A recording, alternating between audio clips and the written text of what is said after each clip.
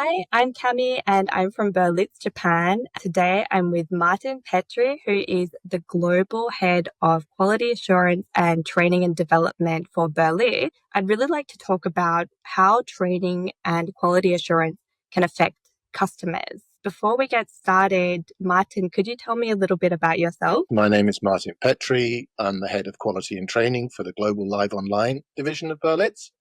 I'm based in Tokyo, Japan, and I started out as an instructor teaching English and German for Berlitz in 1997. My first question for you is, how are Berlitz courses and our instructors different to other language courses? Excellent question. Probably the biggest difference is the quality of instruction. We invest a lot of time, effort, and energy selecting the right kind of people to join the team, then training them in the initial period and putting them through a probationary development period, even when they're part of the core team, continually giving them advice, support on how to teach better lessons. The material program are very focused on our key objectives, which are helping people to learn how to speak and listen. All of the programs have very clear functional goals, but what makes them special is the way the instructors deliver these programs and the way they adapt the lesson content to the interests and study needs of the student. It's very important that the instructors understand that their purpose in the lesson is to get the student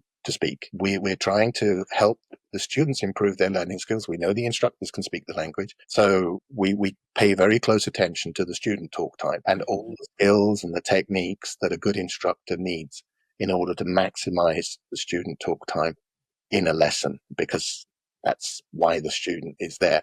Obviously, it's a little bit different if it's a private lesson versus a group lesson. Group lessons are more challenging because you often have people of mixed ability there. But we train the instructors to be able to read their audience in the classroom, to encourage those who are less forthcoming and ensure that everybody has an equal opportunity to participate. Student talk time is one of the key factors. And then the other one is we encourage the instructors to customize those functional goals to the interests and study needs of the student, making it relevant, making it useful, making it interesting to motivate the students to participate actively in class. Yeah, I think that's a very important one, especially also because if we have goals that are relevant to a student's life, they're able to use it as soon as they get out of the classroom oftentimes as well. So they're going to remember it. In the classroom, we're trying to get them to the point where we can simulate a real life situation that they can take out of the classroom and apply to whatever environment they happen to be working in or socializing in. That's very much the aim of what we're trying to do in the classroom. Berlitz is also known for premium language instruction and premium language courses. What does that mean to our students? What it means is that they are often serious learners. They come to us to learn a language in order to improve their career prospects. They also spend money on their Berlitz programs, so they expect to make progress. They expect to get a return on investment. A lot of our students are professionals. They have a very high level of expectations from their program, and we do our best to meet those expectations. How can we make sure that those expectations are being met? Well, there's a couple of things that are important. Firstly, to set the expectations with them as to what is going to happen when they take a Berlitz lesson, because it's a truism that no matter how good a service you deliver, if the expectations haven't been set appropriately, then the customer may well be disappointed. So managing those expectations right from the get-go, and then also working with the instructors to ensure that they understand what the students are hoping to get out of their programs, and that the instructors work together with the students to make sure that they get what they want from their Berlitz program. There's a lot of support within Berlitz, not only for instructors, but also for their managers, to make sure that there's a lot of consistency in our instruction. Is that right? Yeah, I think that's fair. We're a global team. We're spread across all continents except Antarctica.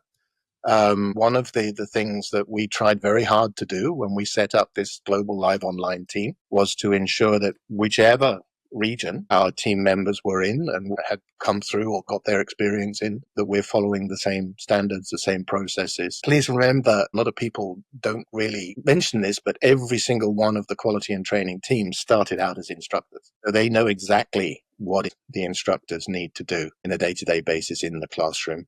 Obviously, because they themselves were in that position, they're in an excellent position to help newer instructors develop those skills, the knowledge, the ability to be flexible, the ability to set customized goals is a key part of the training. Will you be able to get the same consistency and the same learning results from any language school? I doubt it very much. There are very few competitors out there that have the same global reach that Berlitz does. A lot of them are much more regionally based. We work with a lot of corporations who have employees all over the world.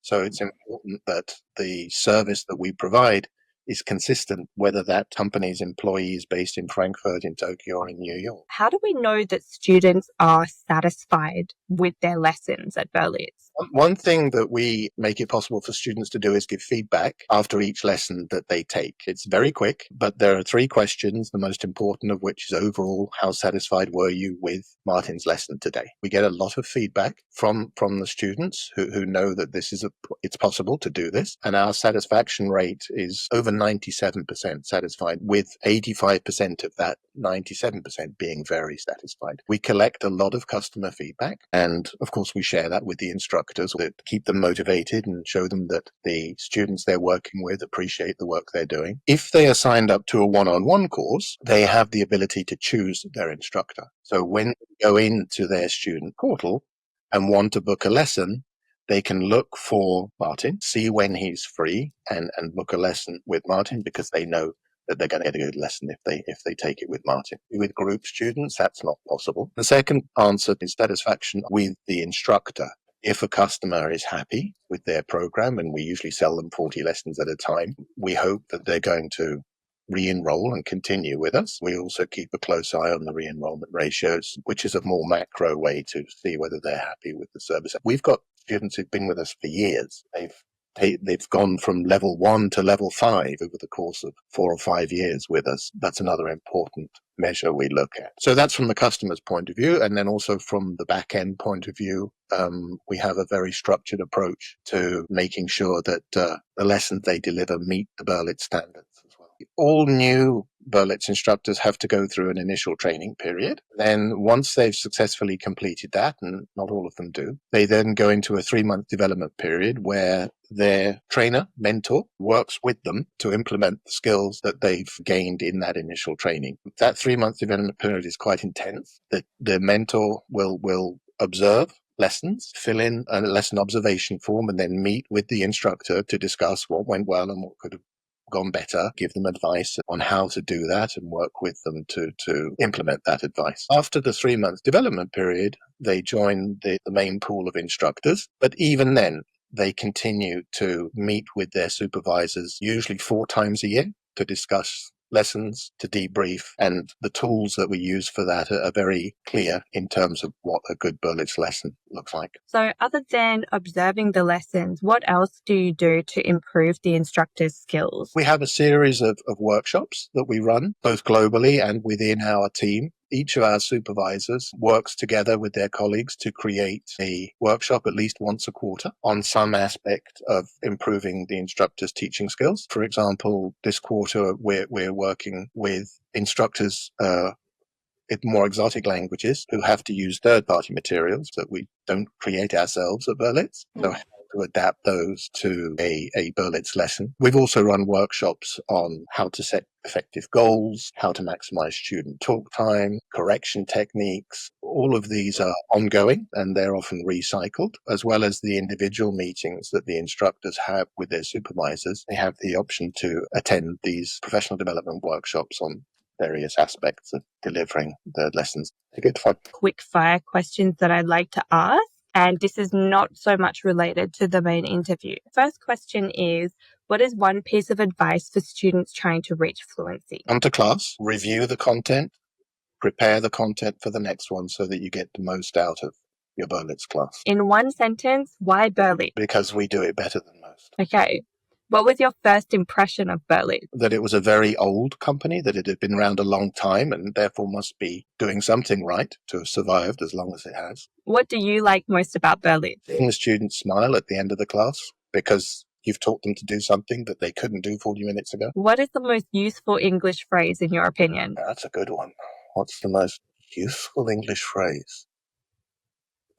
Don't worry about making mistakes. What is the phrase that a lot of people get wrong? I think it depends on what your first language is. Japanese people will tend to make different mistakes from French or German. It's not phrases, it's more pronunciation and sound that they tend to struggle with. People who come from East Asian language background often struggle with R and L. The TH sound in English can be quite problematic because not many languages have that TH sound. Some of them do. So rather than a phrase, I would say it's probably certain sounds. The other thing is that English has a particularly broad range of vowel sounds, which people struggle with as well, because most languages don't have such a wide range of vowels. I agree with that one. What inspired you to join Berlitz? Firstly, that it had an excellent reputation. Secondly, that it allowed me to be able to teach English and German. I don't often get a chance to use my German, so being able to teach it was one of the things that made it a very attractive option for me.